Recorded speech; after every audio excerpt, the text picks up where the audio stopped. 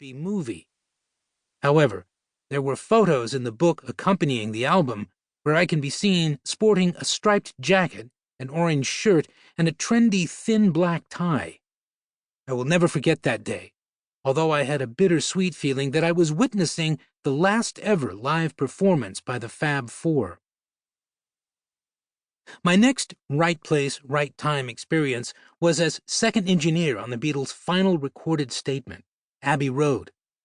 It was an eye-opening experience as I witnessed how the Beatles approached studio work in contrast to live recording.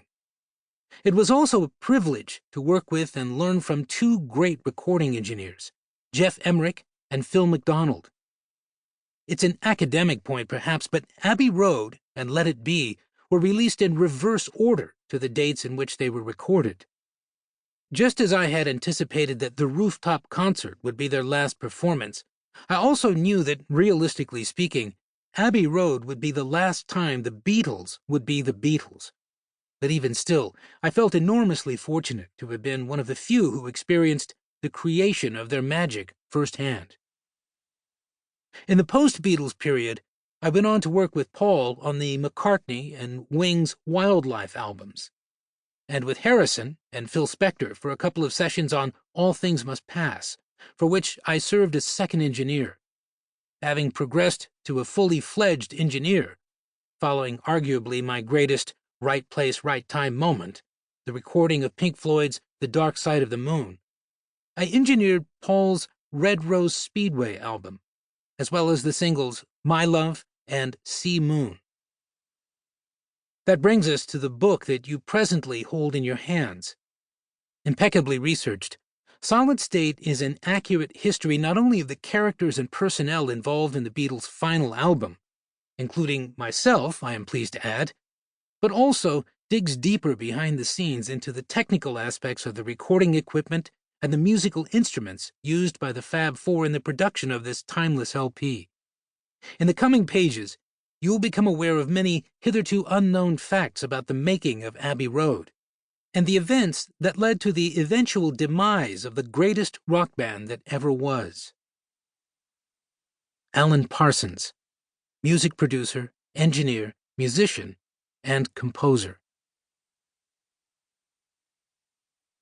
Introduction. Unmitigated disaster. When it was released in the autumn of 1969, the Beatles' Abbey Road album enjoyed generally favorable reviews, with the likes of NME, New Musical Express, Rolling Stone, and Time rewarding the Fab Four's latest album with strong notices. For the most famous band on the planet, having commercial and critical dominion over the world of pop music for nearly 6 years, it was a very enviable par for the course. But other reviews were mixed, even disparaging at times. The venerable New York Times took surprising issue with the Beatles' offering, deriding the LP's contents as a clear departure from their earlier, ostensibly more sophisticated and fully realized works.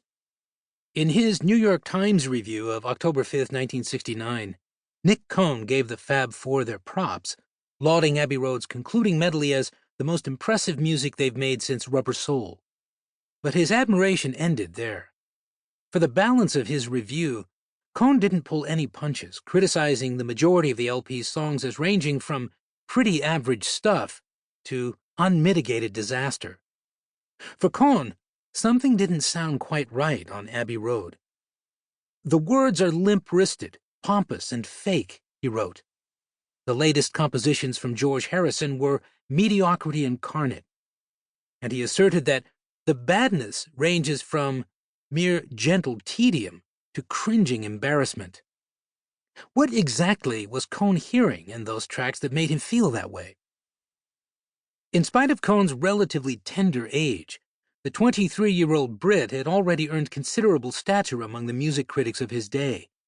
During the previous winter, The Who's Pete Townshend had discussed an early draft of his rock opera Tommy with Cohn, who helpfully suggested that the songwriter round out his deaf, dumb, and blind protagonist by reimagining him as a pinball wizard, a shrewd recommendation that resulted in the eventual album's most recognizable flourish, and one of The Who's signature concert staples. Para seguir escuchando este audiolibro gratuitamente, haz clic en el enlace de la descripción y podrás escucharlo completo sin coste gracias a la prueba de 30 días de Audible.